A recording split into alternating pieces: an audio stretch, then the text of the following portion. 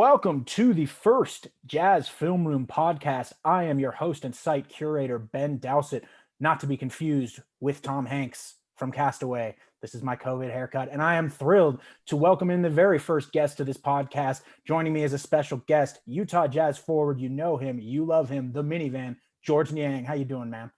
I'm doing good, Ben. Thanks for having me. I feel honored to be on your first podcast, aka the next Castaway for sure. Your hair is unreal. I've never seen you like this. Yeah, I don't think too many people have, including many of the folks who are watching this right now. I went full on Castaway with the COVID haircut. Decided to just keep going, and we're still there. We'll see how long I can get it before I truly get sick of it. But yeah, thanks again, George, for coming on. I really appreciate it. Well, guys, we're going to cover several things here. We're going to go over some on-court stuff, some off-court stuff. Let's get straight to it. George, I wanted to start just with a bit of going back a few months here. This has been, as we all know, one of the craziest periods ever for the NBA. Certainly one of the craziest since you've been in the league, if not the craziest. What was your summer like? Or summer, I should say. It wasn't really a summer. What's your, month-ish off season? How was that? And how weird has this been just compared to another off season in general? Yeah. Starting off in March, it was kind of crazy, with everything that happened. And then you kind of have that 2-3 month, hiatus where we're off. And then we get back into the bubble. And then beginning of September is the start of our off season. I think guys really took that month of September to really unwind and really just decompress. And I know a lot of guys, especially myself, really started to ramp things up in the beginning of October. I really tried to, work on my body and getting healthy. Last season was an extremely long season. Whether people think that we had, time off in between March and July, we still had to prepare as if we were going to play. So I definitely, took some time to get healthy because people don't know that, the longevity is the biggest thing. This season is a long season. So I did a lot of work in the physical therapy aspect of it. And then just a ton of work on the court, whether that's, dribbling, shooting on the move, different things like that.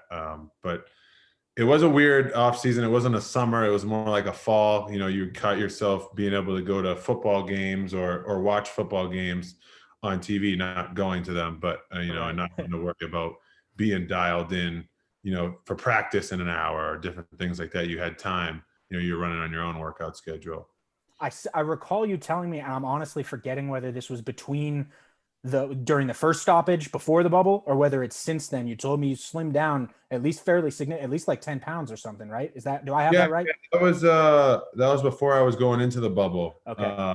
Yeah, for sure. It was the COVID diet. That's what it was. A lot of people either came out on one end of the spectrum or on the other. They either gained a lot of weight or they lost a ton of weight. So I was lucky enough to dial in my eating and lose some weight before I went down to Orlando.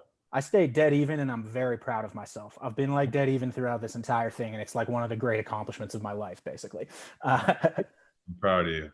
Thanks, buddy. But yeah, I actually we'll get to this a little later, but I have some interesting bubble stats regarding you and your play that I think actually showcases that slimming down. Like, I think it had a real result on your game, but we'll get to that in just a bit. So you mentioned just like obviously how weird this is. And of course the bubble was the first bit of that weirdness. It was a completely unique circumstance for everyone. I think most basketball fans, at least most people that are going to be watching this, have probably already read some stuff on what happened in the bubble or have some idea. I would recommend Taylor Rooks in GQ, where I also recently had a freelance piece, promote myself. Thank you, man. I appreciate that. But I would recommend Taylor Rooks' piece from a few weeks ago about all the goings on inside the bubble. Absolutely fantastic if you haven't read it. But I'm interested in, like, this is different from the bubble. This is not like this. In fact, there's, I think, a whole lot of different challenges, maybe even greater challenges in terms of being in your home markets and everything. How, just from your day to day, how, especially since coming back into training camps and being in market, how different has it been than the bubble?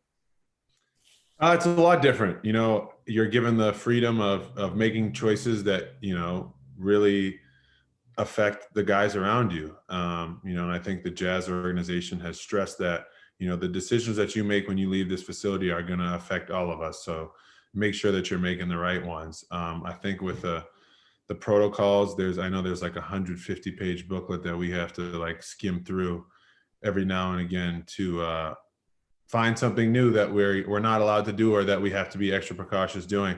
But I know the Jazz organization is taking it very seriously. We get tested every day. We're required to wear masks everywhere in the facility, except for when we're on the court participating in activities.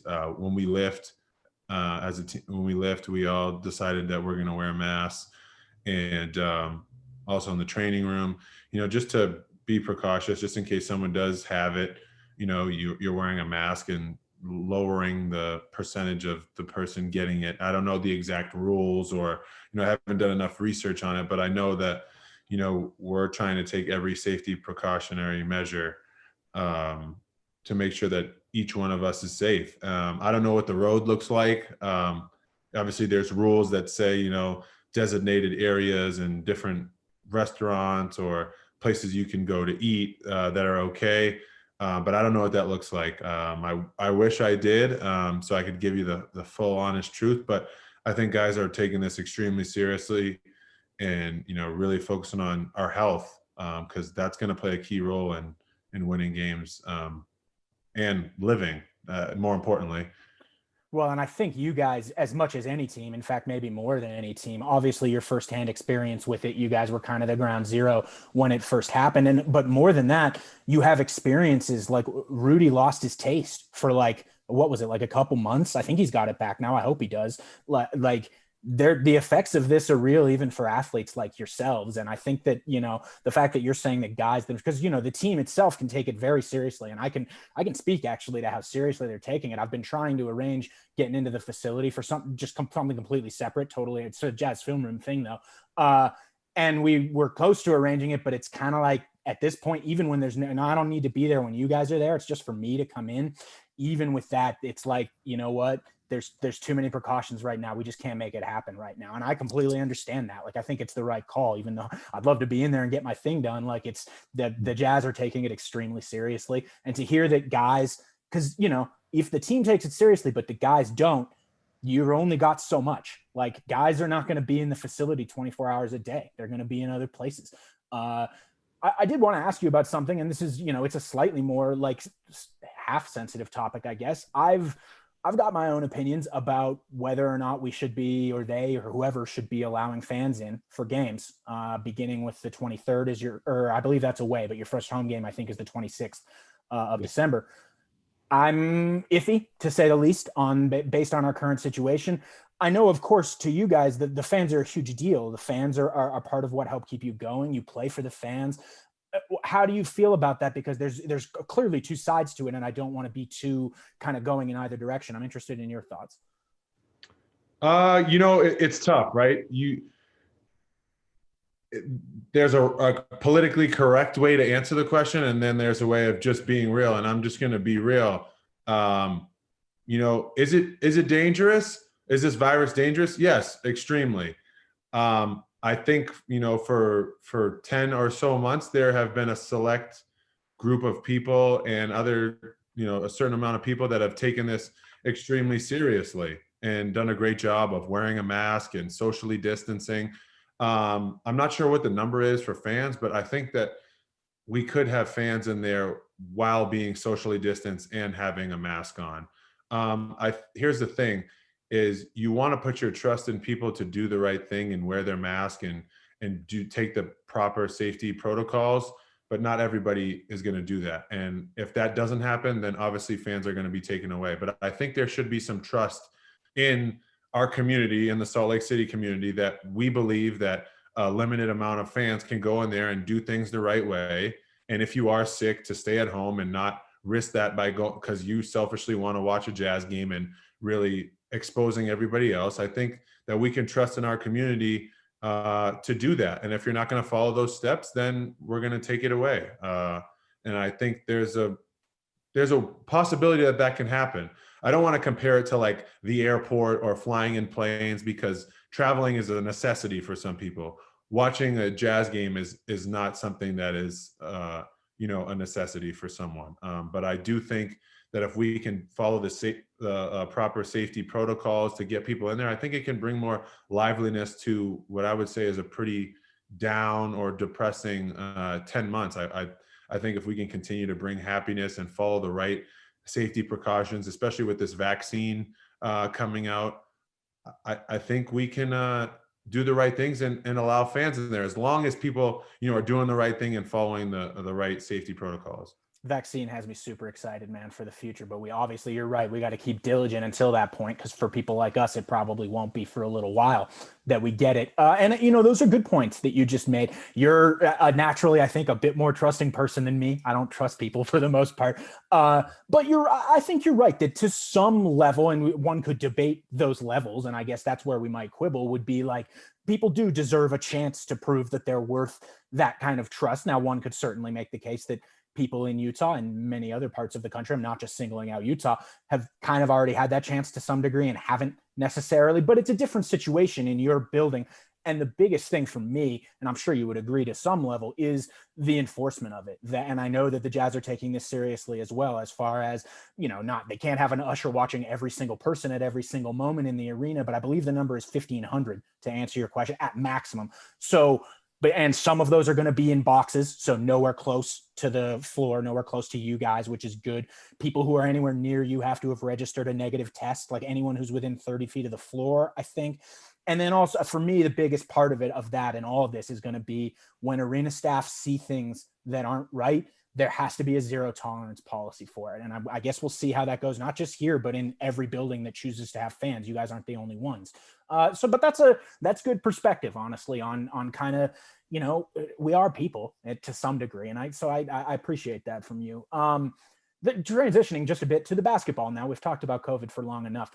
Training camp's been going for, I think, the better part of a week. You guys were able to start contact drills. I think they were just a day or two later than other teams because you had some COVID protocols. Mike's missed. I think he can come back. He can come back as of tomorrow. We're recording this on Monday. How's camp going beyond just the weirdness, of course, from a basketball standpoint? How are you feeling? Who's looking good? And how are you feeling about the group? I'm real excited. To be completely honest with you, I think I've said this before. The best part about this organization is the camaraderie. I think just being around the guys and being able to get back to working together. And, obviously, like I've said before, losing to Denver was disappointing for all of us. So to be able to get another crack at it and come back with pretty much mostly the same team, we're excited, to work at it and prove to people that, we're better than what we showed. Obviously, we were missing Boyan, and he's a huge piece, and he's looked really great in the beginning half of training camp. So I'm really excited to have him back and moving forward. And I think we're just all excited to be, present and where we are, and lucky to be able to play the game that we love while so much madness is going on in this world. So we're all excited to be back and working towards that common goal of winning a championship. I think sometimes, and especially in markets like these, we can overrate things like, chemistry and bringing the group back together, the same group, those types of things. But in a season like this, and again, we've gone over all the weirdness, we know how unique this is. When the only real addition, you've got your two rookies, obviously, but we'll see if those guys end up in the rotation. And then the only other real addition is Fave, who, it's almost just like an old friend. It was like a year gap. He's basically been a member of the team the whole time. Not really, but you know what I mean. Yeah. Is there something extra this year to, like, training camp is ridiculously short. It's like you guys are playing a team in like 5 days in a preseason game. It's super short. Everything's truncated, not as much time. Is there something this year even more than usual to having the same group, a lot of the same sets? You all know what you're doing under Quinn's system. Yeah, I think it's good. I think there's more, I wouldn't say more or less like an advanced learning. We know the basic stuff. If there's little things that we want to tweak, we know it's like, like the core values that Quinn wants on the defensive end and offensive end. Now there's a couple of things that we're going to tweak to get better shots or more threes or more transition points, or not letting guys get to the rim and taking away other guys' 3-point. And, there's little things that we can like tweak where it's like the core values we already know. So we don't have to spend as much time on those things, and we're allowed to move on to like specific situations or, if you're down 8 with, 4 minutes to go, how are we looking to attack and different things like that. So it's exciting. Obviously, Fave, it was like he went on his Mormon mission for a year and he came back. So we're excited to have him back. Obviously, he's extremely talented and he brings something that we haven't had in the backup 5 role. And also, if he were to be starting at the 4. So we're excited to have him back. And as long as he makes me look good, I'm happy. No, I'm just kidding. I think he's gonna make you look good because I think you're gonna be playing in some bench units with him as the center, and I'm gonna talk about those here in just a second. I think those lineups are gonna be really good as we transition into some of this. Yeah, actually, let's just do that now. Okay, so I want to go over like a couple little lineup things, and these are going to definitely involve you. And I know nobody wants to necessarily be the one to sit and pump themselves up, so I'm going to do it for you because I've found some stuff. So I'll be like, not just because we're cool and everything. I'm a fan of your game in general, and I think I'm probably a little higher on it than like the average consensus in Jazz fandom. I don't think I'm saying anything shot. You're a bench player, which means that at certain times there's always debates within Jazz Twitter, Jazz analysis of, what should the bench rotation look like? Who should get the most minutes? Who should be a part of it? My opinion remains, at least heading into this season, that you should be a significant part of the rotation. And let me go into a bit of why, so fans can kind of help understand where I'm coming from here. So if we look last season at your full plus minus, which again, plus minus is limited stat. It's not perfect, doesn't tell us everything, right? But it tells us something. For the season, your full plus minus was minus 40 in 923 minutes. One might look at that and say, oh, the Jazz lost a lot. The Jazz got outplayed while George was on the floor. That's not great. That can obviously we would need more context. We would need to see which players you played with, those kinds of things. So I went and did that. When you were playing with either Mike Conley or Jordan Clarkson, just one of the two, not both, you were +1 for the season in 413 minutes. When you played with both Mike and Jordan simultaneously, following Jordan's trade on December 26th last year, and then also Mike's full return to health, and then he fully got inserted in that bench unit, +27 in 172 minutes. Let's go ahead and think for a moment about which players you're primarily going to be playing with this season. You're going to play a lot with Mike Conley. You're going to play a ton with Jordan Clarkson, who I think is going to remain in his 6-man role. And then if you look just at the 5-man lineup of you and then Mike, Jordan, Joe Ingles, and Tony Bradley, who's no longer with the team, but will be replaced by Derek Favors. No insult to Tony Bradley, who's a great dude. I think Derek Favors is a more effective NBA center than him at this point, especially for the kinds of lineups that you guys have. Put that all together, and I'm pretty excited about the kinds of lineups we're going to be seeing from the Jazz bench, particularly including you. I guess just give me some of your thoughts on those. And if you can, to any level, talk maybe a bit about some of those groupings that you're seeing so far in training camp and which ones you're really feeling good about in that vein. Yeah. When Jordan came over, it was, I don't want to say like a saving grace, but, our bench unit was really struggling. And I was a part of that, and I'll take a lot of that, on the chin. We just didn't have it. It just felt like, every time, but before Jordan got here, it felt like every time we'd go in there, the starters would get like a 10-point lead, and then we'd come out and it was either tied or we were losing. We just didn't make it happen.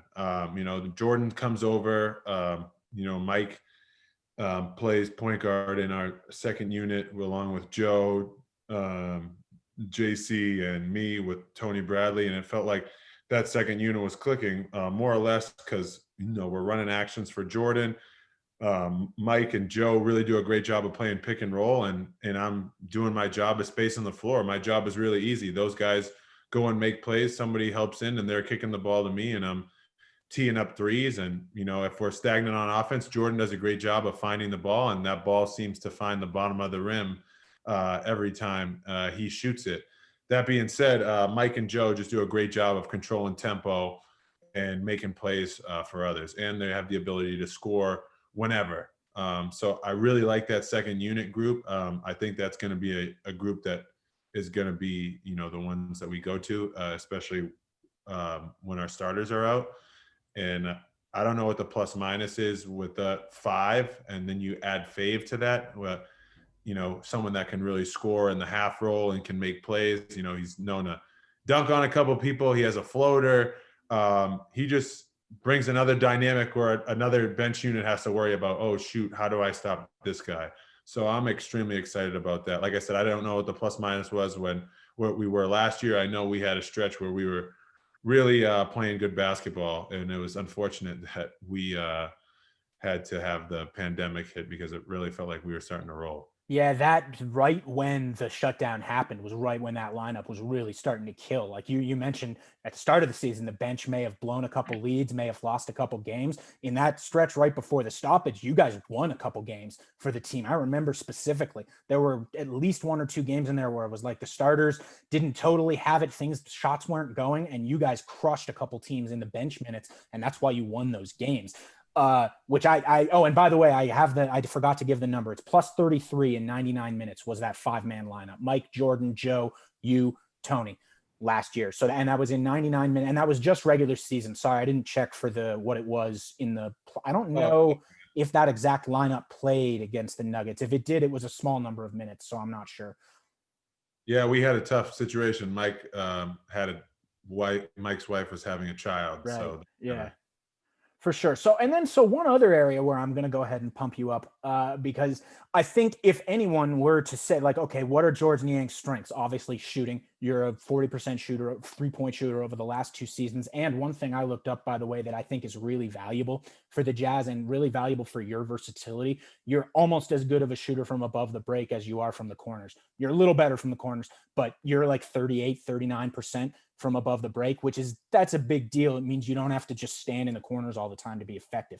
There's some guys in the league that it's like they can shoot the corner 3, but they're not so good on those others. You know what I mean? No, so if we were to say what's your biggest strength, that would be one. And I think you have a little bit of a better off the dribble game than people give you credit for. If we were to say what are the things we worry about with George, I would think lateral movement on defense might be one that people would say, and can he defend switches? Like if we get a guard switched off onto George, is that going to be okay? If we get a good offensive, can George defend LeBron if we get switched on? No, obviously LeBron is a bit of an extreme example, but that sort of thing. So I went and looked it up. I got some advanced second spectrum data, courtesy of a source. Appreciate that source. And against the Nuggets, I just went into the playoffs because we mentioned before you slimmed down heading into the bubble. And I think you did so with a very specific purpose, if I may put words in your mouth. So you got ISO'd 8 times against the Nuggets in the 7-game series while you were on the floor. And most of those came off a switch. Not all of them, but most of them.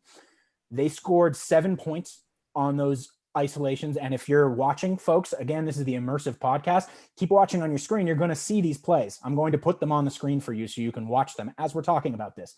The Nuggets scored 7 points on those 8 plays. That's 0.875 points per chance. That's not very high. Obviously, that's a very small sample. It's only 8 plays. That's why I put the video on the screen so folks can watch them. 3 of those points were Michael Porter Jr. just canning a 3 in your face. You had a hand straight up in it, like right in his grill. He hit it anyway. What can you do? 2 were Mason Plumlee. It was late shot clock, and he had a prayer banker. Didn't look very good. Banked in, whatever. Shot went in. And then 2 of them, you got legit juked. I think it was by Monty Morris. He shook you, and I'll give him that. It was a good move. He shook you and hit the jumper. Other than that, you stopped guys, and folks are seeing these videos right now. We can go out for the entire bubble. You got ISO'd 26 times in the bubble total, if we include the play-in games as well. And then possessions ending in a shot, foul, turnover, or pass to a player that's shot immediately. You only allowed 13 points total. You and your team, I should say. It's not just you defending in those situations, but you're the primary isolation defender. The team did well with you on the floor defensively in those situations. Can you talk about the work you've done on those kinds of things, from slimming down to the work you've done with Jazz coaches as far as being able to handle on the floor? Yeah. I put a ton of work in with film and watching guys and what their weaknesses are. Just like I have weaknesses, other guys have weaknesses. So I just try to focus on putting myself in positions to make those guys make a decision, whether if they're going to, shoot a bad shot or try to get to a spot where I have help, or you have the luxury of having the 2-time defensive player of the year and Rudy. Like when I know Rudy's out there, I'm doing a better job of funneling guys towards the rim, where Rudy is, outstanding. Not too many people can score over Rudy. Obviously the weight loss has helped me, become quicker laterally. And that's a constant, battle for me, is, trying to become quicker laterally. But going into this season, I definitely want to leave my mark with being able to show that I can defend switches, I can defend other people going at me, whether if it's their best player or their best bench unit guy. And that's something that I strive for. Alex Jensen has done a great job with me, with working on angles and just knowing situations and time on the clock and where guys like their shots, and to discourage them from taking shots that they like and baiting them into taking shots that, they shoot a low percentage at. I think that's evident, honestly, in watching and particularly when you're defending those kinds of isolations, because that's where those kinds of tendencies can really come into play there. I know this guy likes his left. I know this guy likes to use his crossover, et cetera. I really do think, and I'm not just saying this because you're my podcast guest, I think that's, if not an underrated area of your game, just an underappreciated area of your game. Like nobody's calling you I don't know who's the best wing defender in the league right now. Whoever, Kawhi. Royce. That nobody's calling you. There you go. Nobody's calling you Royce necessarily, but I think you do a better job than you get credit for. And when you combine that with what you do on offense, 40% is not that easy to find. I think I found I've got this stat here too. The number of guys who shot a higher 3-point percentage than you last season while attempting at least as many threes per minute as you did. I think you attempted like 8.8 per 36 minutes or something like that, which is a lot. That means you're getting up a three like every 4 minutes you're on the court, basically. It's a lot of threes. The only guys who shot that often and shot a better percentage than you were Bertans, Duncan Robinson, Dame, Redick, and Korver. So that's a pretty good list to be on, I think. That's an elite list. That makes me, my day is made. Thanks. Nice. So before we jump off, I just wanted to get your takes so I think the West, and we say this every damn year, I swear, but the West is going to be insane. Once again, it's crazy. Like 4 teams have gotten better. It seems to happen every summer. Nobody's really gotten worse except for like around the margins, just a little. Excluding yourselves, because obviously I know you're going to have high hopes for your group and everything. Who do you like? Who are you looking at? Who are, like, if you're sitting at home on a night off and don't have anything to do, who are you going to be watching on League Pass? Yeah, I mean, obviously, the Lakers do a great job of getting older guys that will come for, very little to come over there, and they obviously got better. You can never count out Denver, especially, with Jokic and Jamal Murray, and we saw them firsthand, even with losing Jeremy Grant. And then another one that people aren't talking enough about is Portland.